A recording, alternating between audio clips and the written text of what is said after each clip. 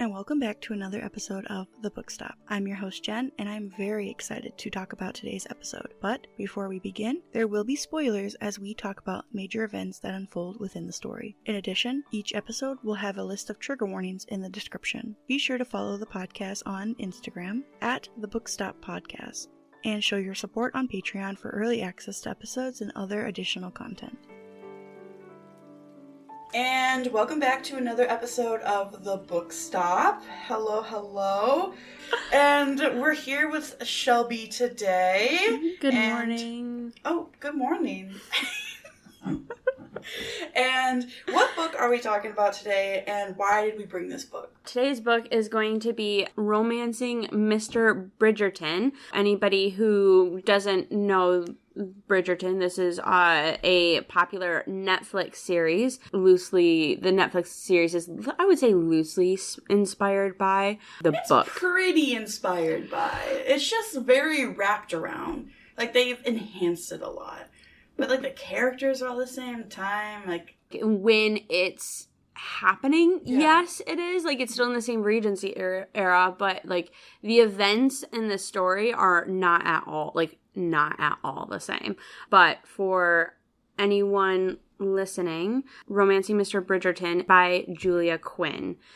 She has multiple books out, and now after Netflix had created a couple other shows based off of Bridgerton, Queen Charlotte and stuff, that she has written more books outside of just the Bridgerton. So she's actually has written Queen Charlotte. There's also a couple epilogue books too that she's written for a second epilogue, just to see how they're doing farther in the future after the book has ended and stuff. So yeah. Very excited to hop into this, but before we do, we're going to play a game. You are going to summarize this book in 30 seconds. Try your best, and you may begin whenever you're ready. So this book is based on the third oldest Bridgerton. Colin has come back from his years traveling abroad. He is finally ready to settle down, which is where we find ourselves also meeting our female protagonist, Penelope Featherington, spinster at 28 years old, recognized that she's ready to just be a spinster, and she then falls in love with Colin, and is them navigating their world together as a spinster and guy who didn't anticipate falling for a spinster. Alright. I'm going to summarize it for anybody who hasn't heard of this. It is a spoiler, though, that we are going to talk about everything, so spoilers are in this. So if you haven't read the books or haven't seen the show, we are going to spoil the show. If you haven't seen season 3, which, what are you doing? What are you doing with your life if you haven't seen Bridgerton at all? But just keep that in mind. Don't listen to this episode yet. Go watch it, read it, and then maybe just watch it, and then come back. Oh my goodness. Yeah, I can get away with not reading the book, and it's going to be along the same premise. Yeah. So. Everyone knows that Colin Bridgerton is the most charming man in London. Penelope Featherington has secretly adorned her best friend's brother for, well, it feels like forever. After half a lifetime of watching Colin Bridgerton from afar, she thinks she knows everything about him, until she stumbles across his deepest secrets, and fears she doesn't know him at all. Colin Bridgerton is tired of being thought nothing but an empty-headed charmer, tired of everyone's preoccupation with the notorious gossip columnist Lady Whistledown, who can't seem to publish an edit without mentioning him in the first paragraph. But when Colin returns to London from his trip aboard, he discovers nothing in his life is quite the same, especially Penelope Featherington, a girl haunting his dreams. But when he discovers that Penelope has secrets of her own, this elusive bachelor must decide, is she the biggest threat or his promise of a happy ending? Dun, dun, dun! Dude, if I didn't watch Bridgerton before I read the book and, knew what the premise of the book was, I would be like, yeah, I'm in. That's a very enticing story. You got friends to lovers, this yearning in it. This is book 4 because Daphne's story came first, the Netflix series. Daphne's, then Anthony's, Benedict's is the third story. Daphne's really reeled people into the series because that was the first book, even though she's not the oldest. I would say outside Daphne's, the most palatable. Alright, so what quote did you bring from this book? This one, I feel that eradicates any doubt that Penelope has on their, like, relationship. The whole thing with Penelope is that she always believed that she was a wallflower and that she wasn't ever going to get married. And, you know, even when her, like, it was announced that they were going to get married, for a second, even her own mom thought that Colin was going to propose to Felicity, who is her younger sister. Fun fact, in the book, she has a younger sister. There's like a 12-year age gap between Colin and Felicity. And even then, her mom had more of a idea that Colin would rather propose to Felicity first. If you haven't read the book, keep in mind there is a bigger jump because Colin's 33 in this. Yeah, and he's not 24 and she's not like 12. Like, she's older. Felicity is older. She's already come out into society, and yeah. Felicity is like already kind of engaged to be engaged to someone else, but her mom is so excited at the prospect of a Bridgerton, because they always, in a different book, Whistledown's like, oh, you can marry a Lord Duke or a Bridgerton, like, type of deal, because they're so wealthy. So I think as a wallflower spinster now married, I think this really solidified how Colin really feels, like, in her mind, what her side hustle is. So for this is, like, Colin professing to the Ton. He said, I wasn't surprised that I'd fallen in love with her, he said pointedly, giving a crowd a look that dared them to comment, but rather that it had taken so long.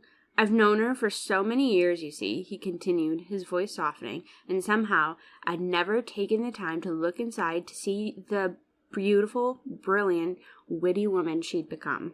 I really like that because, again, she always had this doubt, especially because the Ton was not a nice place to her. She was literally invisible. Mm-hmm. Literally invisible. He's acknowledging that he's kind of treated her the same way, but he sees her now and all that she does. And I think that was just like, and he's telling everyone, this is like high society. The fact of someone to do this was huge. And it wasn't easy for Colin. Mm-mm. It took him a very long time, because this is also a little bit of a jump too in the time of the book. It took him a long time to accept that Penelope was Lady Whistledown and to accept the work that she did. It's nice because we get to see that if Colin, who was the most affected people of the Whistledown, to show the fact that Colin can accept her, maybe the Ton can later, because he was so affected by it. What's wild to me, though, is that he took this so personally, and she never once called him an empty-headed, in the description that you read, it was like an empty-headed,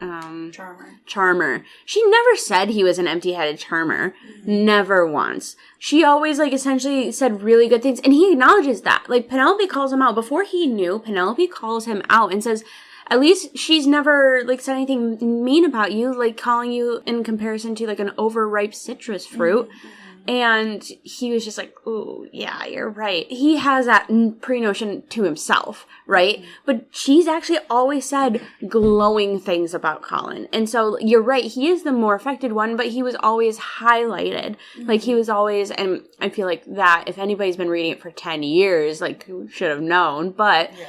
She's always said nothing but raving things about him. And that's even before the 10-year jump. He had insulted her, Anthony, in Benedict's story, he had insulted her in front of all of his brothers and was like, I would never marry Penelope Featherington. And she heard because she was coming out from tea with the family. Yeah. And she heard, and she's like, oh my goodness, like, ow. After that, they kind of became a little bit more friendly, and I think it's just because even though she adored him, he was like, oh, she knows. Yeah, and then with that scene, what we didn't see in the show, because in the show, she just runs away. In the book, she stands up for herself. And she's like, I didn't ask you to marry me. Yeah. Yeah. I didn't ask you to propose. She, like, looks at Benedict, because he was the unmarried one that wasn't Colin. Mm-hmm. So she was like, it doesn't hurt, like, my feelings, it's just a statement.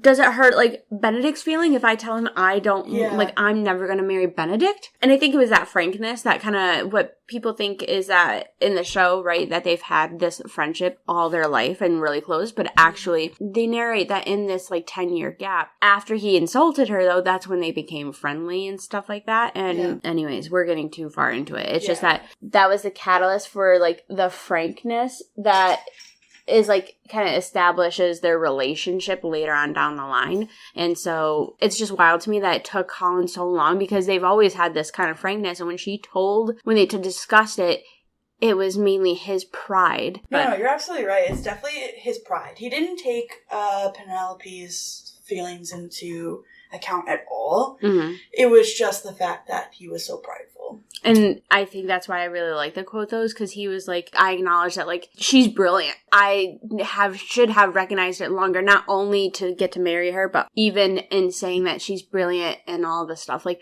I should have recognized that sooner. Yeah. And so I think that's why, is just because they've had such a does he not love me type of relationship. And that can put that kind of idea or thought can really seed a lot of doubt and be very harmful in a relationship. So I like that he, especially when men aren't called into question of what they do, say, stuff like that, like women are, it's really bold of him to be like, I acknowledge I'm wrong. Love that. I love that for Penelope, and I do love that for him, Book Him. I just hated that they didn't do that in the show. So I have 2 quotes. One quote is, I just resonate with it because as a writer myself, I could relate to these words that Penelope says. A big thing about Colin's story is that he can't find himself. He doesn't know who he is and what his purpose is. And that's what my other quote relates to as well. And the quote that Penelope says, as Colin is trying to figure out what he wants to do, and she says, publish your work, because I've read your writing. It's really well done. Publish it. Penelope, also, spoiler, is Lady Whistledown, who has been doing this for 10 years at this point. She relates to him with this quote that says, that feeling you get when you just know that the words you've chosen are exactly right. And you can only really appreciate it after you've sat there, slumped and dejected, staring at your blank sheet of paper, not having a clue what to say.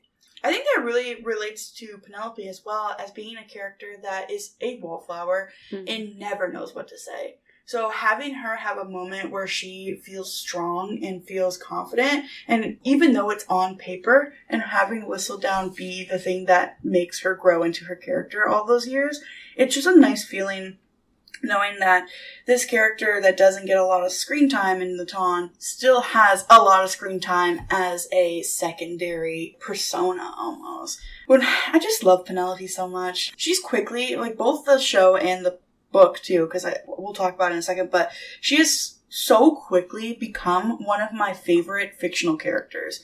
Right up there with like Toby. Just kidding. Not you calling out Toby. Toby's acquired. Toby's entered the chat. No, but right up there with like Geralt. I love a good Geralt moment. And so wait, is this going to be the Henry Cavill Geralt or the Liam Hemsworth Geralt? I can't. I'm just so mad. Another opinion, they should have just done a different Witcher, really, for Liam. Like a different story. Yeah. They should. But we won't get into it. Yeah, so she's quickly becoming one of my favorites, if she's not one of like the top 5. And I just love her so much. I mean, this is how you can tell, because my picture on Netflix has been Geralt for literally years, and now it's Penelope. So, that's all I can say.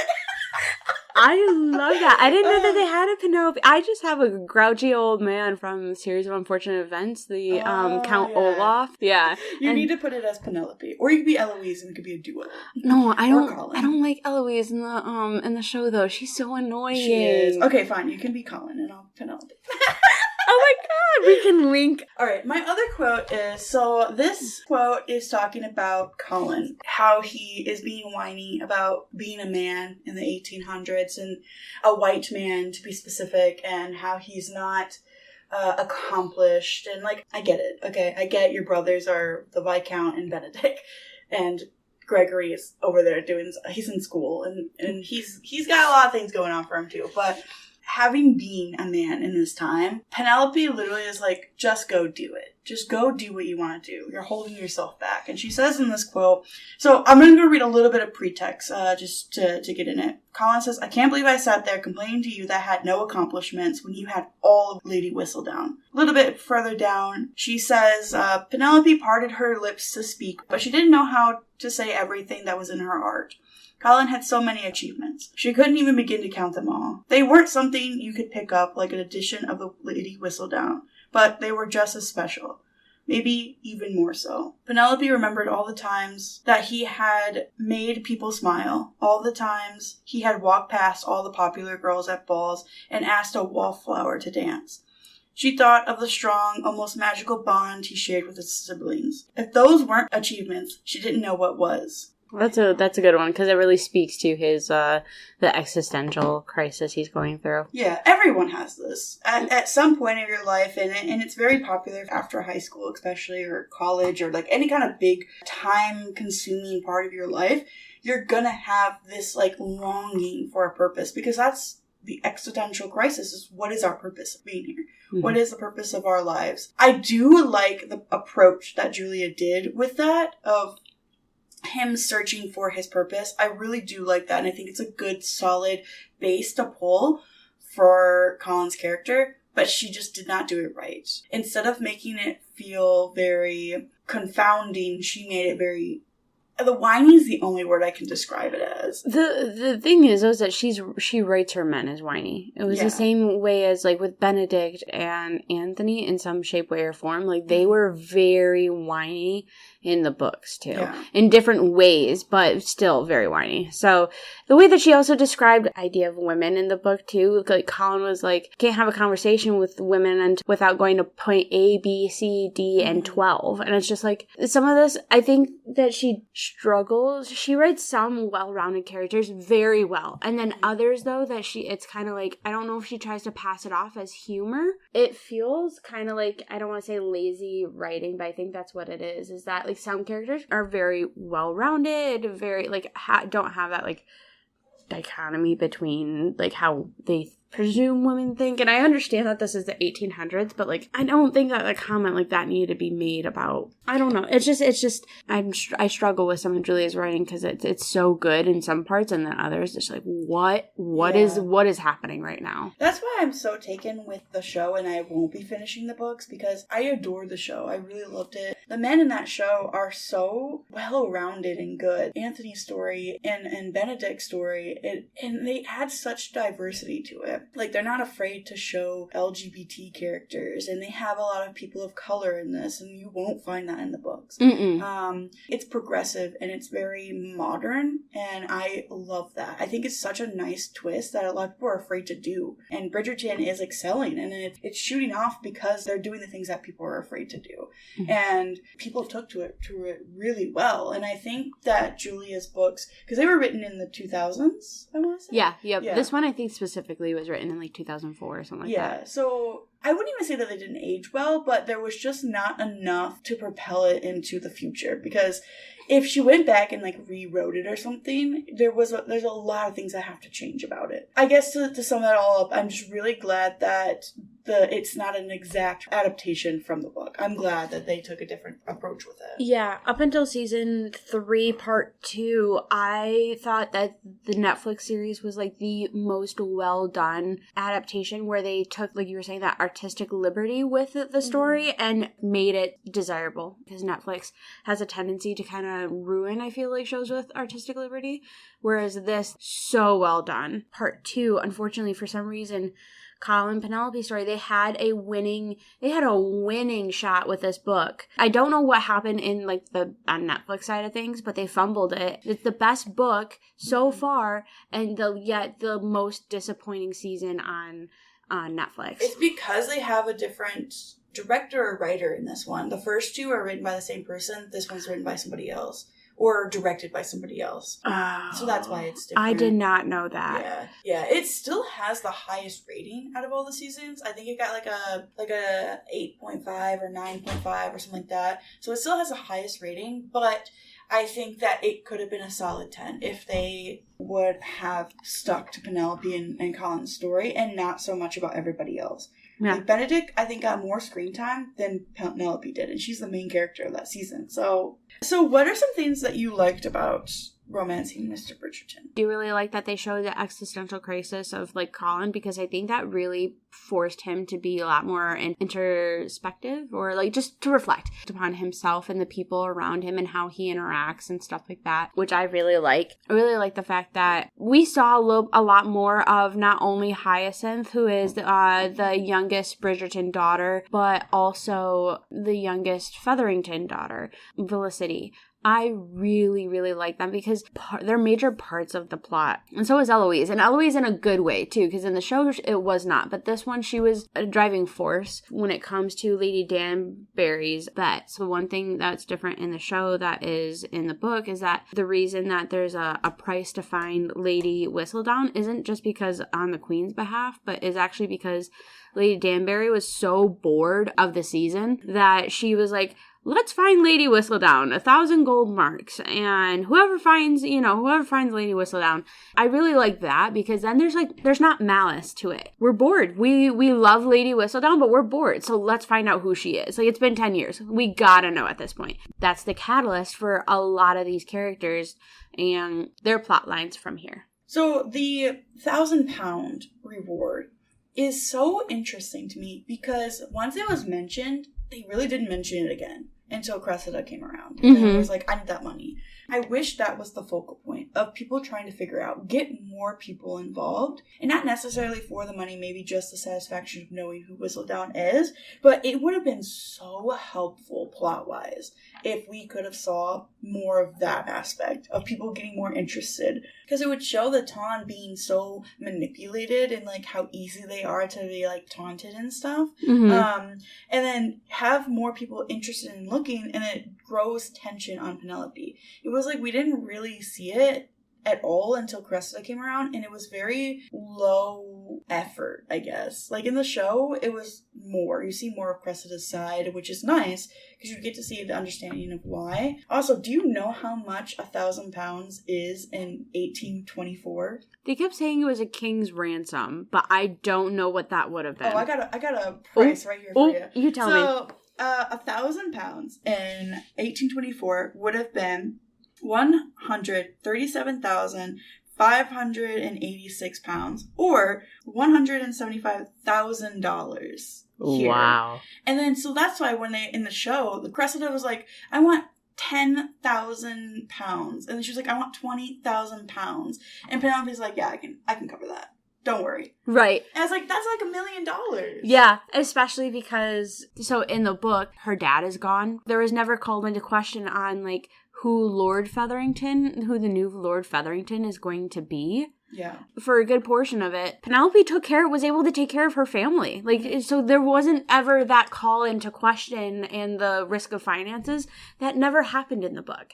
And so, like, that's wild that she was not only able to take care of her family, but also be like, I can cover that. I don't want to. I can, though. Yeah. And it's just like, what? Yeah, she was willing to give away every penny just to keep Lady Whistledown and, like, get Cressida off her back. And that just shows you how important Lady Whistledown is. And I have a whole talking point about Lady Whistledown. One thing I like that I wish I saw more of was more Lady Whistledown, like, papers, right? Mm-hmm. Like, that there was something in the back of the book or whatever, like, that we just saw maybe an issue per book or something like that. We just saw snippets. And I know that that's a lot on the author. The thing is that the Lady Whistledown wasn't as scandalous. They might have to retreat to the country because feelings would have been hurt, but it wasn't, like, casted out of society like it was in the book. Just gossip. It was just gossip. And there was something else, too, that, like, throughout the books, they acknowledge that, like, she's not the only gossip columnist. Mm-hmm. She's the only gossip columnist that will, like,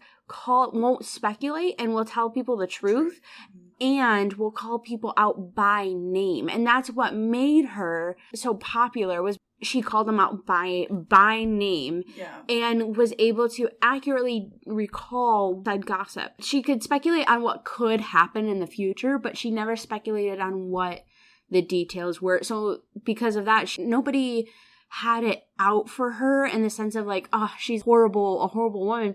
It's just a gossip column. And she didn't pick on one person. Like, she everyone got equal parts, and even the queen in the show. But yeah, the queen was never involved in the books either. I really liked those snippets that you saw because you still got a sense of Lady Whistledown's writing. I just really wish that you saw more of that. Last thing I really liked Lady Danbury in this. I really wish that we saw more of that in the other books, which again, we're not here to discuss those, but I really, really liked her because she's like up there in age. She's 70 something, and she acknowledges like she's pretty much the old maid there. Like she's the oldest one there, and the riches. And yeah, and on top of it too, like when she says that, you get the sense that like there is really nobody else. 70 to us is like not that long. Is and isn't at the same time. You just hear people being older, right? 70 then was like 98 here. Yeah. And so that's why she was like, she's so forthcoming. She's very direct, and she's like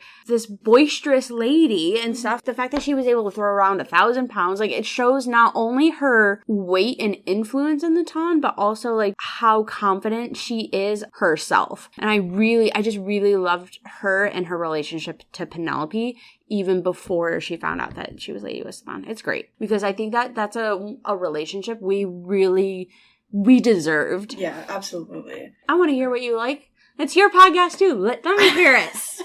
I like that you said it's your podcast too. So some things I liked. I really enjoyed the scenes about the writing and the reading of Colin's writing. It was very relatable. I felt for Colin when she was reading the story, like his stories at the end, and he was like tapping his foot and like reading over her shoulder, and she's like, girl, back up. I need to read. I need space. I can't breathe. That is extremely relatable. It's very hard. It's very hard to be vulnerable because when you're writing, you enter a part of yourself that is untapped that you don't share with other people. No matter what you're writing, a part of you always goes into it. Mm-hmm. No matter what scene you're writing, something about your own experience and about yourself will fall through the paper. It's extremely hard to share that with people because it's work. And criticism upon that is so hard because to you have crafted years even, it could be, or hours just fumbling over these words and trying to find like the right connection to everything. It makes perfect sense to you because you have crafted these with your own two hands. But if somebody else were to read it and they hit you with that classic, yeah, it's good, it just crushes you because it says in your head, you're like, no, this was everything. This wasn't just good, it was everything. Mm. And Colin, he has such a low self-esteem when he comes to his writing, and Penelope is the person that matters the most to him. So having her come through and say, your writing is amazing, is just so powerful for him because part of him doesn't want to believe it because she, again, has all of Whistledown. So she's been writing for years and years, and Colin feels like an amateur to her. But it's nice showing that it doesn't matter how good you are at something, you're always going to feel that criticism towards yourself. Mm-hmm. And you're always going to be nervous to share that with people. And it's completely normal to feel like that. It doesn't matter if it's somebody that you trust or a complete stranger, you're going to feel the same exact way. So I really love the way that she expressed that writing. And it feels like something that she's experienced herself. Maybe she was sharing her writing, and it's hard as a writer and as a published author to make sure that your work is as good as it can be and not feel that sense of like, well, I didn't do enough or right. I didn't add enough, which is always going to happen no matter what you do. And there's always going to be that feel of like, this isn't as perfect as I want it to be. Whether it's that very second that you publish it or 10 years down the line when you reread it. And you're like, there could have been more. Penelope was to Colin was what Penelope's dad was to her. Because when she explained to Colin that when she started writing Whistledown, it was more just for therapeutic purposes. And then her dad found the writing and was the one who like implored her to keep writing, and then actually was the one who facilitated how she would continue to write and get published. It's that relationship. He believed in her, but they're married, and that's your partner, and your partner is the one who like you want to be your biggest cheerleader. So yes, he's insecure, but she's meeting him at where he's at and pushing him to like, your writing is good. This deserves to be seen. And I think part of that too is that reason he was so insecure. It's not like fantasy. It's not a story. It's not just a story. It's his story. It's his experiences when traveling. Part of the insecurity too, it wasn't made up. One thing is like, oh, I don't like how your imagination works. That's like, okay, that's fine. You don't have to read it. It's not real. It's not for you, whatever. Yeah. But this is like, he's afraid of criticism, who he is and his experiences. Yeah. And that's where his insecurity comes from. And she recognizes that and sees it for what it is and who he is. And that's why I said that it's such a good storyline, but she just did not do it properly. Mm-mm. So I also really liked Penn. Penn is, like I said, one of my favorite characters now. I just really loved her character. You know, I loved her at the musical, and I loved her what she was supporting, even though they were awful. She was like, well, it's better to have me here who at least pretend to support them than having Cressida here who will just scowl the entire time. Because that doesn't make you feel better. You know, the TikToks is like showing up matters, and it shows like the little kids that get like really sad but then really happy when they see their parents. It's like that. Like, you see Penelope in the front, then you're really happy. Yeah. I loved her like fangirling about Colin. She was like, she literally like goes in and starts squealing and like jumping around and shaking her hands. Ah, so cute. See, I loved Netflix Penelope, but there was a lot of things I liked about the book Penelope too. Like, I loved that she stood up for herself, and she continued to stand up for herself. There were moments where she would belittle herself and like stand back and be that wallflower, but as her confidence grew and like she shifted as a character, you really saw that. There were times where she fell back. Well, in the book you saw too where Lady Danbury looks at Penelope and is like, do you have an opinion on this? I think you do. And you saw Penelope be like, no, I don't. Colin recognized that like it seemed like she changed, that she was suddenly like, actually, you know what? I do have an opinion, and I don't believe Cressida is Lady Whistledown. Yeah. Because Colin didn't know at that time when Cressida came out. And so, but he acknowledged that, like, she changed. Like, there was something that came over, and she was, like, a different person. And other people took notice. That was so cool. Yeah.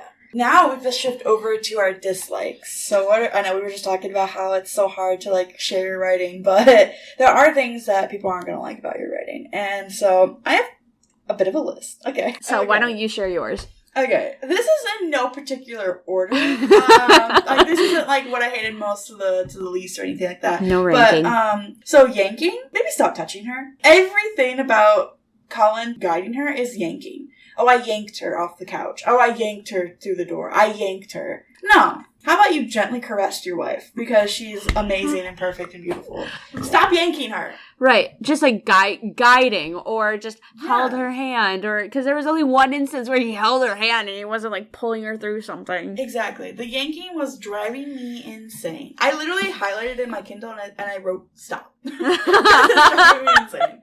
I did not like that there was no queen. Queen Charlotte wasn't in this, and I totally get that it wasn't a part of her story. It was a Netflix edition, but I did not like that there wasn't a queen. Queen Charlotte adds such a character to the screen and to the plot, and drives the plot so much. Lady Danbury became the queen. Like, she was the main person that everyone like cared about, but the queen adding that presence in there just ups the stakes so much, I feel like.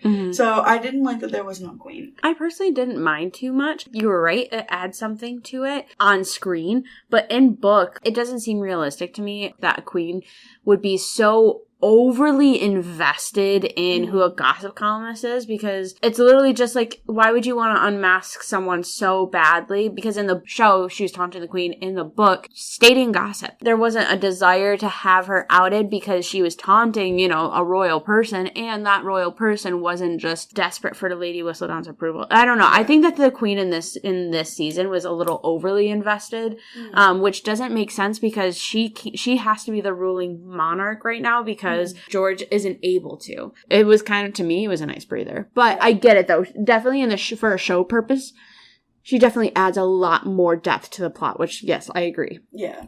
I think it would have been better if she wasn't a queen, but if she was like a noble person. Queen of London is a bit of a stretch to have her care about it. But again, it's not necessarily a queen, but the fact that it was Queen Charlotte. Personally, would have rather had, you know, maybe not the Duchess, but whatever comes above a Duchess. Like somebody that's a little bit more of power, but isn't as powerful as the Queen. Would it be cool if in the book she would like made an entrance? It was like Lady Whistledown reaches the Queen of England even, and like that would be cool. Like even the Queen of England's interested, but throwing that tidbit in there, it's fine. But like I get it though, because especially if you like it for plot purposes, Queen, iconic, she's great in there. Yes, absolutely. But at least for this specific plot, not having a queen. That's just my opinion, though. Yeah, that makes sense. A lot of the book is just conversation after conversation. There's not a lot of filler in there. Descriptions and, like, travel time. Like, there's some, but not a lot. A lot of internal monologue and stuff. It's mostly just conversation after conversation. We come from one conversation, next chapter is another conversation. So that can get a bit tedious and boring because it's a lot of telling instead of showing. Like, you don't want your characters giving each other the information. You want them to figure it out themselves. I found that very boring, where it's just conversation after conversation.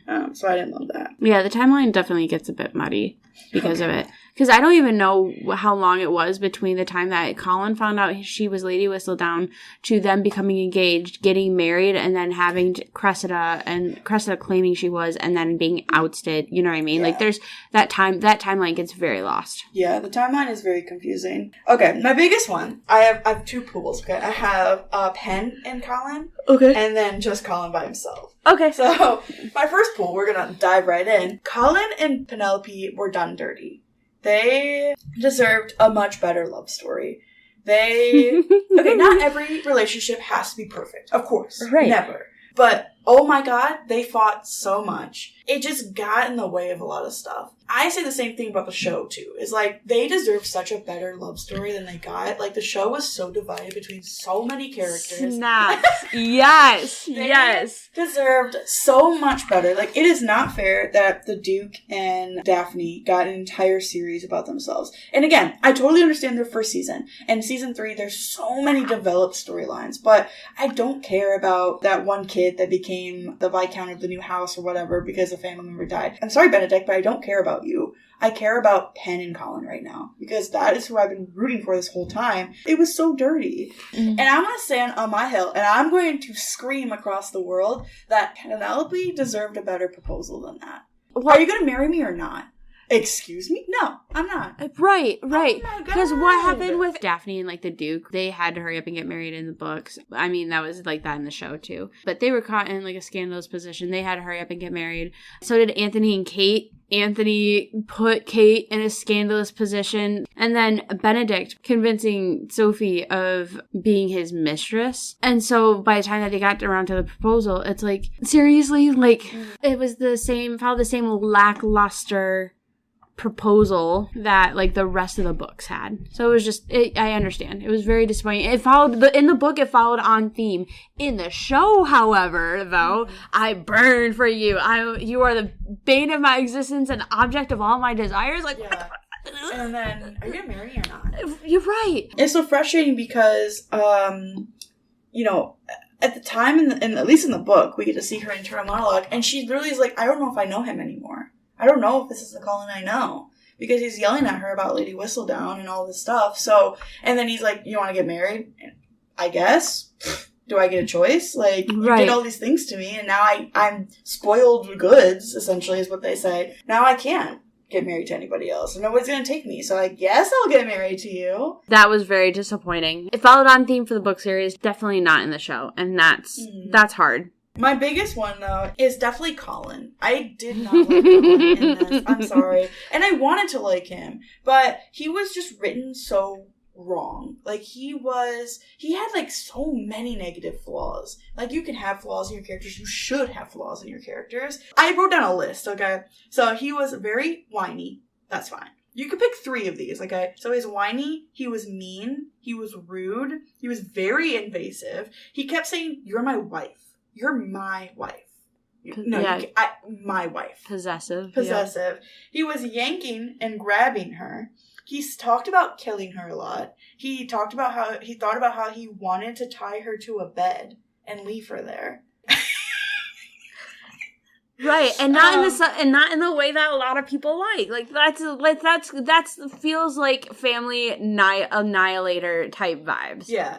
His jealousy and anger, I didn't feel sorry for him at all because it felt so plotty. I don't know if that's a word. It felt like it was driving the plot too much, and you cannot rely on that anger. It's like Zuko, when he returned good and he lost his firebending. I got a couple quotes here. So the first quote I have is, Colin grabs yanking again. He's gripping Penelope.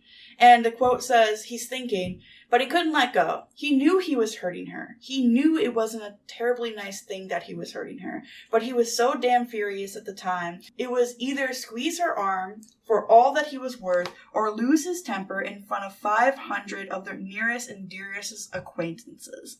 Excuse me? I don't think I know 500 people alone to be like, yeah, let's invite 500 of our nearest, dearest acquaintances. Like, what? Yeah. What? And then, following that, Penelope says, it's my fault, really. I put you on a pedestal. You've been so nice all of these years. Suppose I thought you were incapable of this. That's why I just hate their relationship. It makes me so furious because I just love them so much.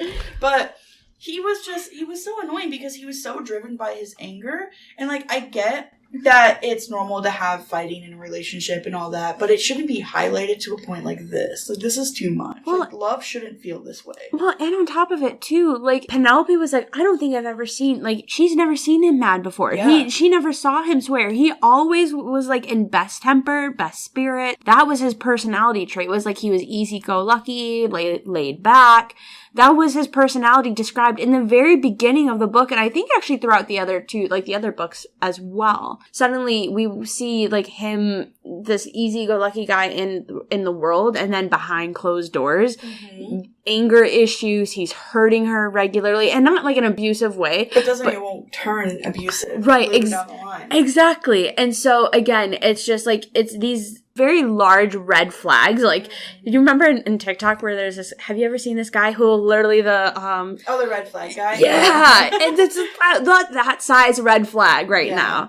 You're right. It's a driving point and it's a plot point and it's his whole personality, it seems like. Yeah. And then you see Penelope being like, I put you on a pedestal for so long. You see her literally fall out of love with him. I get that a relationship is seeing past people's flaws, accepting people's flaws, but not every flaw should be overlooked. There are some flaws that you need to pinpoint and say, hey, that is a red flag. That is something that can't be overlooked. Penelope, I think, is just kind of forced into this position where she has to accept all of his red flags and, like, all of his flaws. And he does get better towards the end once he starts to get over himself and, figure out what he wants to do in his life. But what is to say that later down the line something else doesn't happen where he's like, I'm frustrated, so I'm going to take it out on you. The way that he, like, wouldn't talk to her about Lady Whistledown, like, communication would have solved so much of it. Like, he didn't see it from her point of view at all. Not a single second did he stop and think about her point of view at all. And that's what's just so frustrating about it. And we'll talk about Lady Whistledown in a second because I have a bunch of things I want to talk about. It was so frustrating to see that because you saw her being in love with him for so long, and then you as the reader, when you're finally with them behind those closed doors, you're like, who is this guy? I thought he was supposed to be laid back. I thought he was supposed to be kind and charming. And this guy, I wouldn't even want to hang out with as friends, especially because I wouldn't be able to imagine myself even like getting coffee with this guy type of deal. Yeah. With the way that he's like, if I ever saw him treating Penelope the way that he did in the book, I would be like, no, absolutely not, unacceptable. And on top of it, roared at Eloise for being Lady Whistledown because he thought she was Lady Whistledown initially. Mm-hmm. Yeah. But like lost his temper with her. There's no serious repercussion on being Lady Whistledown. She wrote some gossip, and so yes, feelings would be hurt, but he was always in the spotlight in a good way. So it does not make sense why he's so angry and why he has the audacity to feel like... The audacity is the good question, yeah. Well, how does he have the audacity? And it's really the fact that he is a man. He doesn't care about anything else. That's his character flaw, is that he's very selfish. A man with wealth in the Regency era. Yeah. So that... A white man. A white man? No! I have a question for you. Okay, the way you asked. Okay. Would you consider a masquerade ball to be an 18's version of a furry convention? Hang on. I'm trying to wrap my brain. Okay, I need another cup of coffee. Would I consider the 1800s version of a masquerade ball to be like essentially the equivalent of a furry convention? Yeah. I just need a solid yes or no. I don't know. No, I need a yes or no. I'm trying to think. Can you provide context on to where this came from? It was a thought that popped in my head, and I said, I need to ask the world this. I needed to write this down. Think about it. God, they wear a mask. I'm gonna take that as a yes. Oh my god. The sad part is, yeah, I think it is. I think it is. Okay, perfect. I want to say... I want to say no, I don't think so, but when you put it into that kind of context, I think yeah, it kind of is. We can move on. So, I want to talk about the 10-year jump. I'm sorry, I'm still trying to wrap my brain around that question. Now I'm going into an existential crisis. Oh my god. So Tamlin kind of just takes it really far.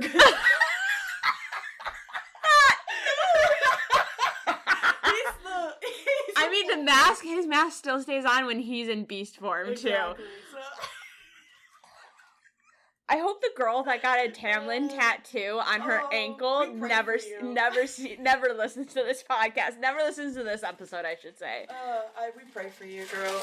So, who would you say in this one is your favorite character? Lady Danbury, through and through. She is iconic. Listen, she's iconic. And she's kind of like the woman who, like, she doesn't care. She doesn't, like, care about anything, really. Mm-hmm. And she's, like, that older generation who just does or says things so out of pocket because they're literally like, I don't have much time left, so I just want to see money. Right. And she's like, I want to see the world burn just so I can toast some marshmallows. I'm here for it. Yeah. That's the vibe she gives off, and I wish we saw a little bit more of that. Yeah. Absolutely. Yeah, Danbury was in it a lot more than I thought that she was going to be, but she definitely could have been in it more. Oh, love her. So she's my favorite, hands down. I would, close second and third would be Hyacinth and Felicity, because they add a lot of, like, I don't want to say sparkle, but they add a lot of sarcasm to, like, that comedic levity or comedic timing. It's really great. They're kind of like the replacement of Eloise in this one, because Eloise is absent. Another thing. So we get the 10-year jump, and Eloise still doesn't know that Penelope is Lady Whistledown. And that is so surprising to me. Like, I get that she's very secretive, but if you're her best friend for 10 plus years, how do you not figure it out? At some point, something has to slip up, because no one is that good. Everyone makes mistakes. We are all human. There has to be one moment where she at least thinks about it. And maybe she does know and she just doesn't say anything.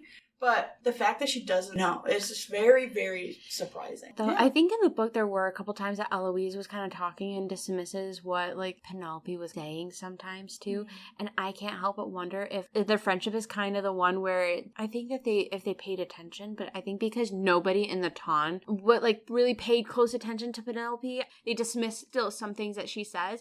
Now I'm surprised Hyacinth doesn't, because Hyacinth is snoopy as all get out. Eloise, because she's pretty absent in this book, I can't help but wonder too that maybe she was also not as badly dismissive, but still dismissed Penelope, and so it's a lot easier for her to even fly under the radar with her own friends. If I were to read another book, it would be an Eloise story, because I want to see her reaction of Penelope being Lady Whistledown, if, like, she knew. Like, I would definitely read her story, but I ain't gonna. Well, who's your favorite character, though? I want to know. Well, can I make it any more obvious? Pen. Okay, just wanted to make sure. God, I love her so much. I love her.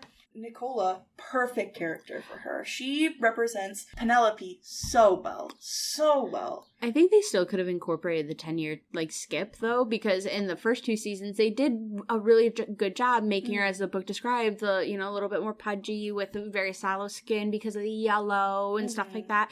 And then in this, they definitely accentuate her figure, and, like, in the book, they were like, she lost a lot of the baby fat, and she, like, slendered down. I think they did a really good job, though, accentuating the curves of a curvier woman, and accentuating that in a way, and, like, adopting her own clothing style and stuff like that. Yeah. I think they did a really great job with that. In the show, yeah. And I think they could have still incorporated that 10-year time skip, too, so that way they could have really pushed to home Penelope's influence as Lady Whistledown. Exactly. And that would have made a lot more sense for the reactions people had in the show. Yeah, I love Pen. I can go on and on about it, but we already went over it.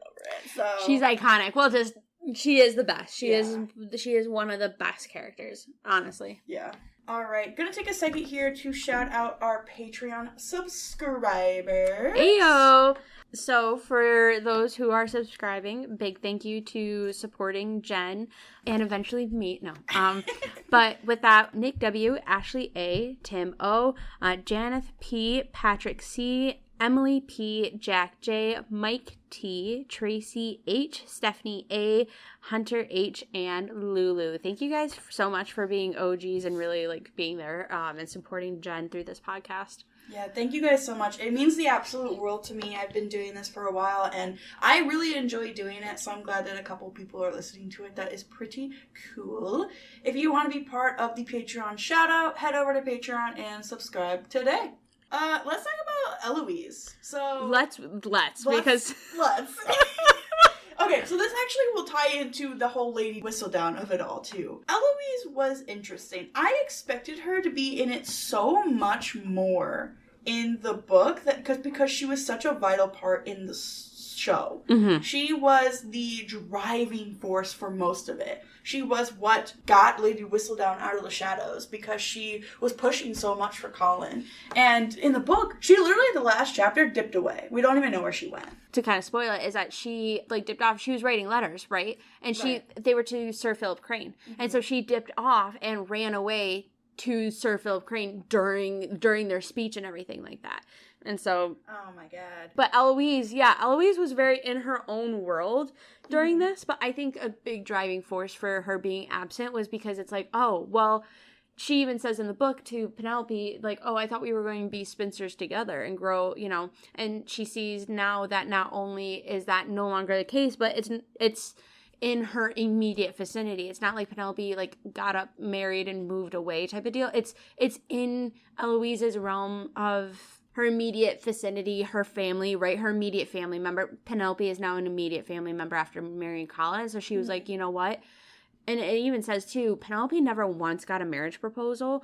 Eloise had 6 and denied them all. Yeah. But I can see her being a little, that kind of form of betrayal almost in the book, if they, like, explored that at all. Because she was like, I always did think that we were going to be spinsters together, if that's why she hid away so much. In this case, you're right. Eloise totally disappeared. And for being Penelope's best friend through this, she was so absent. And we got, like, maybe 2 scenes where they would, like, sit down and generally talk, but they were both being so secretive. And, like, Eloise didn't want to share that she was writing letters to Philip, and then... Obviously, she didn't want us to share that she was Lady Whistledown. Mm-hmm. So it was just tension the whole time. So you didn't feel any of that relationship between them. Right. The one that's supposed to be, like, the best friends. Mm-hmm. So, yeah, I definitely agree. And Eloise, in the show, she drove me absolutely nuts. Yeah. Because it seems like Eloise is a lot more level-headed in the book. I think Eloise's subplot was charming enough, but I think in this season, she was completely different than what even she was in previous seasons. And who was she to demand that be the one to out Lady Whistledown? You know what I mean? I don't know. I didn't like Eloise. She was the victim in everything, and then had to control how other people reacted or didn't react to things. And then she abandoned Cressida in the show when Cressida needed a friend. She dismissed Cressida and then was like, I liked her in the beginning. No, you used her as a friendship because you literally broke up with Penelope, knowing who the real Lady Whistledown was. I think because Eloise had the distraction, that's why she was able to not be so inclusive in this one. In the show, there was no hints about Philip yet. So she didn't have anything to distract her, so all she was doing was wheedling into Penelope's life again. Mm-hmm. You should have just kept Cressida as being the bad guy, and that's what she was in the book. She was the bad guy, and it was because Cressida literally was just, she wanted that popularity of the taunt, and that's how she always was. And so she, like, married someone, a lord, and the lord left them in bad financial standing, and that's why she's like, I want the 1,000 pounds. Oh, and then I'm going to blackmail Penelope, and I want the 10,000 pounds. Keep a bad guy. Don't give everyone a redeeming arc. And I think Cressida would have just still been the perfect bad guy. And that's why I wish we did have that 10-year skip, because then you could have seen they did move on just a little bit. And Penelope and Eloise didn't have to be friends in the show still if you gave them that 10-year, but they could at least be amicable. Don't ever write about me or my family again. It's okay, it's a big part of the con, but whatever. Very suspicious, too, if I don't write about you. Right. Too much, like, plot points. Dedicate a villain. Okay, a villain can have... We do love a good redemption arc. It's not always necessary, and it's the same kind of trope over and over again, and maybe just have a villain and keep them the villain. Yeah. Like, I like the idea of Cressida taking Penelope's name of being Lady Whistledown and Penelope not wanting to give that up. That's a good driving force. Like, that's enough to be like, I'm going to give her the money because that is mine. I worked for that. I have slaved away. Like, this is my life, my legacy. And I'm not just going to give it to somebody because they want the fame and the money of it all. Like, I'm going to work towards it. And that's great character development for Penelope. Yeah. We can talk into Lady Whistledown right now, and it's going to be a mess, because I have so much to say. Right. But my biggest thing is, like, I want to start with the fact that Penelope was, in the book, the one that gave up Lady Whistledown. As soon as she gave that kiss to Colin, she was like, I'm putting my pen down. I'm done. I'm not doing it anymore. She didn't pick it up until after Cressida was like, oh, I'm Lady Whistledown. And she's like, girl, this is mine. I'm not doing that. I like the idea of showing the importance of Lady Whistledown to Penelope. Like, Lady Whistledown is everything to her. It is all that she had. Even though it's just a gossip column, it is all she had as a woman, too. She wasn't going to get anywhere else, unfortunately. It was so frustrating that Colin did not recognize that either, though. Yeah. And, like, I understand her horror when she was like, oh, my goodness, it came out way too early. It wasn't supposed to come out until Monday. And, of course, at their engagement party, it came out. You're right. And he didn't recognize that. And he, like, refused to. You know what? You're right. You have something. You built this empire for yourself. Refuse to acknowledge that. I want to make a mention here that Penelope had to give up her dream, her life, so that way Colin could have a dream. Because she didn't want to ruin the chances for him. And she literally says that almost verbatim, too. Yeah. And then she had to just get over it.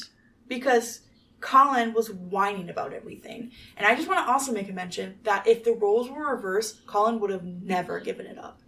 He would have, to this day, hundreds of years later, be Sir Whistledown. He would have never given it up for Penelope. Frustrating, though, that, like, you see this severe inequality of how he views it as normal for someone that he still considers the most brilliant, beautiful woman he's ever known. Do you think that if it wasn't for the fact that they had grown up together and had already had this frankness between them, do you think if it was any other woman, he would have treated her so abysmally?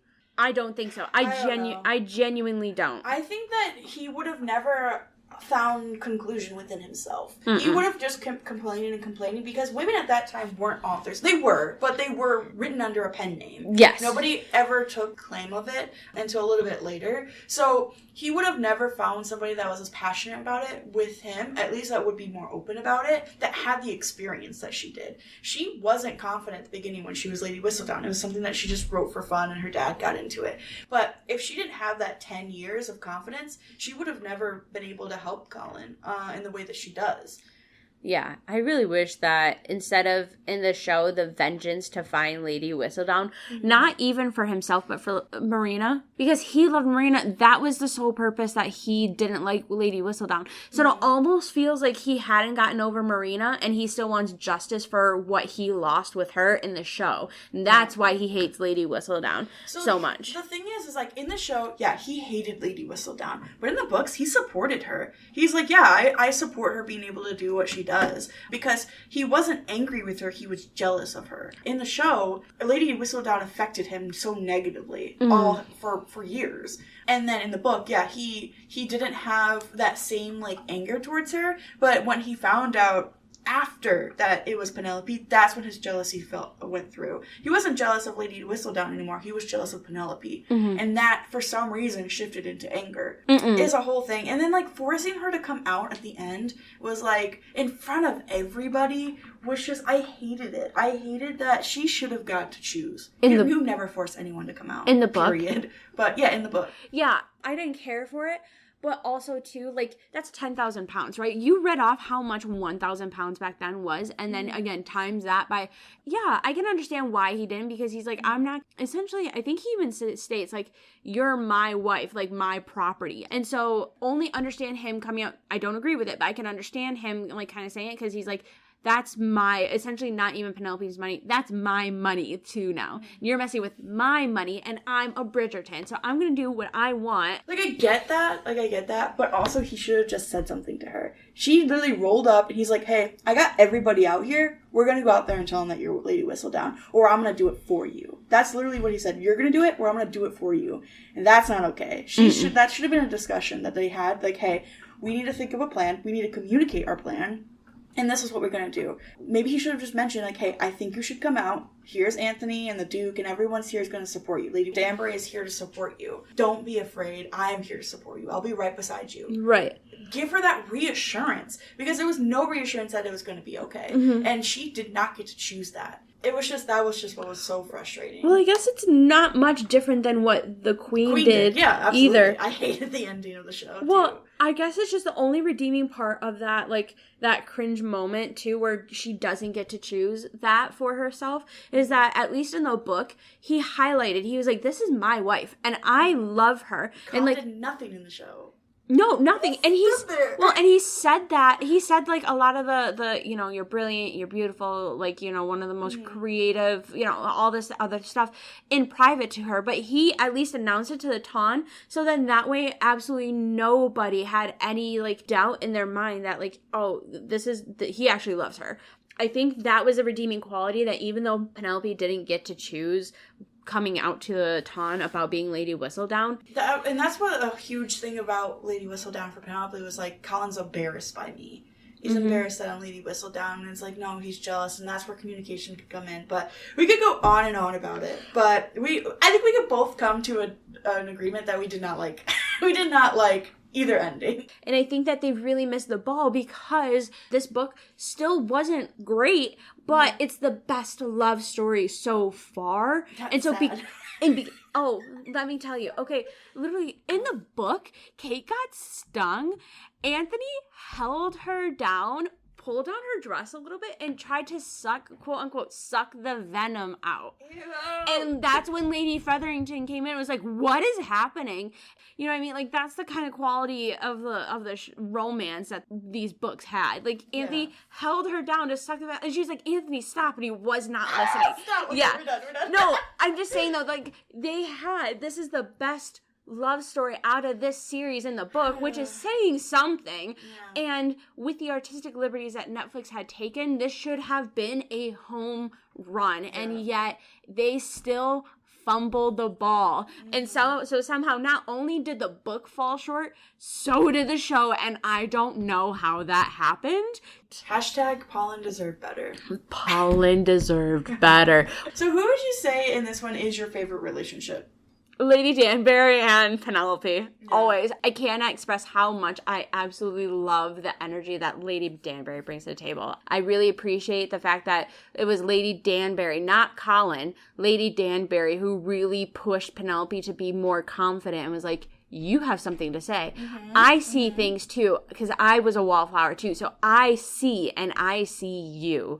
Say something. I was too young. I'm old now, so I'm doing it now. Say something now before it's too late. Yeah. I like that. And she was like, I'm going to watch over you this season. Like, I want to put you under my wing this season. Yep, exactly.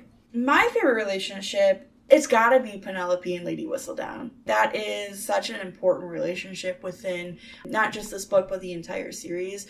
I'm glad that she had something to get her through all the time, and being in the Ton and being on the market and not getting a husband. It grew her confidence, and in a woman is one of the most important things, is like, you got to be confident of who you are, because no one else is going to be. Agreed. All right, so we're going to play a little game here. Game time! All right, so I have all of the Bridgertons here, and I have all of their spouses. So you have to put it in order based off of birth of the Bridgerton, and then their spouses on the other side. So we have a bunch of cards here that they're all labeled on, so we'll come back as soon as Shelby is done. All right, we are back, Shelby. Why don't you go ahead and list off all of our lovely Bridgertons and their spouses? I'll go in order. So, firstborn Bridgerton is Anthony, who is married to Kate. Next is Benedict, who is married to Sophie. Colin, who is then married to Penelope. Daphne's married to Simon. Eloise is married to Philip. Francesca is married to John, and we went for first marriages only. Next is Gregory, who is married to Lucinda, and then Hyacinth, who is married to Gareth. Yay! 100%.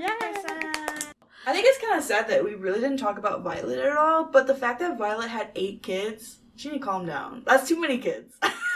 Sorry. Well, again, though, they always said in the book that, like, you could marry a duke or a Bridgerton because of how wealthy they are. And so they had to, I don't know, I want to know what their streams of income were to be up there with a duke. I'm sorry, what was It's probably just family money. Like, just the line of progression of, like, their succession, like, being able to continue down the line, it probably just from their past. Maybe they owned a train. I don't know. I just want to know. That's what I'm really curious about. What is this small fortune that they could just go ahead and just take care of 8 children and half of them, like 4 girls to be out in society with dowries? At the same time. Yes. Yeah. With dowries and buying a dress every single ball and, like, all this kind of stuff. Yes. Yeah. I mean, Lady Danbury is just throwing away $100,000 for just because she's bored. So I know. Iconic. What would you have done differently if you were writing this book? Purely our own opinions. I would have focused a little bit more on the fact of, like, Colin's insecurity and having that kind of communication. And I know that would have shortened the book down so much more, but it could be an ongoing conversation too. And, like, trying to go through, like, a little bit more connection with his wife in that instance of, like, for writing, and she, like, mentors him almost a bit. Like, I wish we would have seen something like that.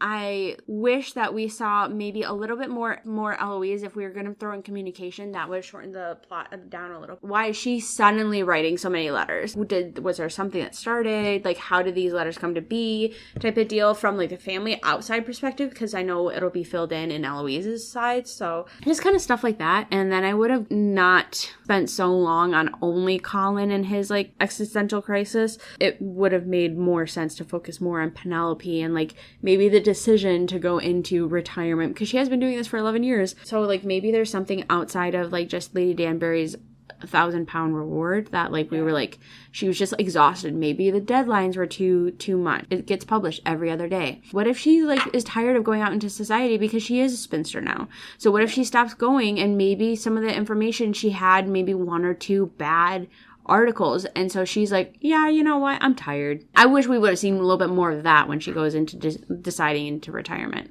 Yeah. Like, I get it being more Colin because he is the Bridgerton, and that's what the story is based off of, but it's called Romancing Mister Bridgerton, so that's why it's kind of split between them.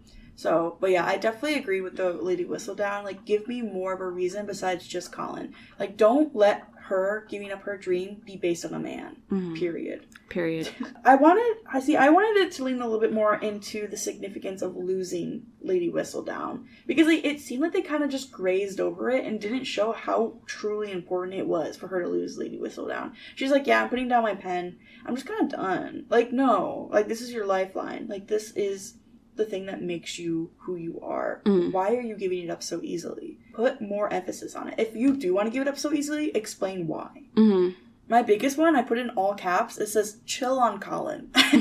Like, if you want his focus to be on the fact that he feels like he is nothing, that's totally fine. That's a great plot point. That's a great character development tool to use. Like, you can make him a jealous character without making him aggressive and just a pure, like, just being a complete dick all the time. Like, especially if he's never acted this way. If he's never shown this sense of judgment and, like, a jealousy towards someone, why start it now? Is it so large because he's held it down for so long and, like, it just exploded out of him? Then explain it a little bit more. Mm-hmm. But the fact that he's like, I don't know why I feel this way, I must be just jealous. Like, okay, then explain. Go into it. Make him vulnerable. If it can't be vulnerable with Penelope, make him vulnerable with the readers, because we are in his head. There's no reason why we can't see what's going on. So, and I think that's just a little bit into author flaw of not being able to, like, connect with your character and, like, be vulnerable with your character. Mm-hmm. For the next season of Bridgerton, season 4, who do you think the main character is going to be? Whose story do you think we're going to get? I think we're going to see a lot more of Benedict, if anything, only because they're going to go off to Scotland. Francesca, John, and Michaela. And Eloise, too. Eloise is going to join. And so I don't think we're going to see much of them. I think we'll see them, like, maybe some of their plot in and out, but I think it's going to be a primary focus is Benedict and his love interest. Actually, I think next season is actually going to split into Eloise a little bit more, because I think for her story, she was in Scotland when she meets Philip Crane. I haven't read their story yet. Yeah. So, I think it's going to be Benedict and Eloise, and then Francesca and Michaela. Yeah, I agree with that. I just think that we're not going to get all 8 seasons. I think they're going to try to do, like, 6 seasons. And so I think they're going to divide up Benedict's story with Francesca's story, and Eloise is mixed in there. Because they hinted at Michaela so much, which I love as the new Michael. Ooh, I hope, at least. I think they're gonna, unless they get somebody else to direct and, like, write this one from the last one, the way that they did Colin and Penelope's story, it seems like they don't have a lot of time, and they're trying to fit in as much as they can to get all the seasons done. So I think they're gonna do the same thing with the next story, and it's gonna be 25% like Eloise, and then, like, the divided between the rest is going to be Francesca and Benedict. Mm-hmm. And then we'll never see Colin and Penelope, because they're going to probably go travel or something dumb. And then we'll never see Anthony and Kate. Mm-hmm. And I don't really care about Daphne and Simon. So, mm-hmm. But we'll see. Well, yeah, it'll be very interesting, especially because Netflix fumbled so badly. It'll be very interesting to see how they try and recoup. Yeah. All right. Unfortunately, it is time for us to depart. But before we do one last thing. We do the rating scale, but we do a little bit different here on the Book Stop. We make up our own thing. So I would give Romancing Mister Bridgerton by Julia Quinn 2 X-rated carriage rides out of 5. Carriage scene. Carriage scene. We didn't even talk about it. I know. I'm so sorry. Like the Pitbull song and just everything was so well done. I love the carriage scene. I was screaming. I was like a feral little child. I'm like, ah! Like a pterodactyl. Yeah. You were like right on par. I would say like 2.5 editions of Lady Whistledown. It didn't deserve a full 3. Yeah, I just think I really wanted to give it a higher rating. I really did. There was just so many things that just weren't done right. Mm-hmm. And that could have easily made this book a 4 or 5 star if it was done properly. But right. Agreed. It's so sad that we must leave, but... Dear gentle listeners. Dang it, why didn't we start it like that? Well, thank you so much for coming on the podcast. I love it. I love being here. I love talking about books with you. So I'm more than happy to do this anytime. If you end up deciding to listen to or reading any of the other Bridgerton books, you let me know. Okay, I won't, but I will let you know. I won't, but I will let you know. Okay. Well, thank you so much. And if you guys want to see Shelby on again, interact with this episode, like, share, subscribe, all that good stuff. And we will see you next time. See you next time. Thank you.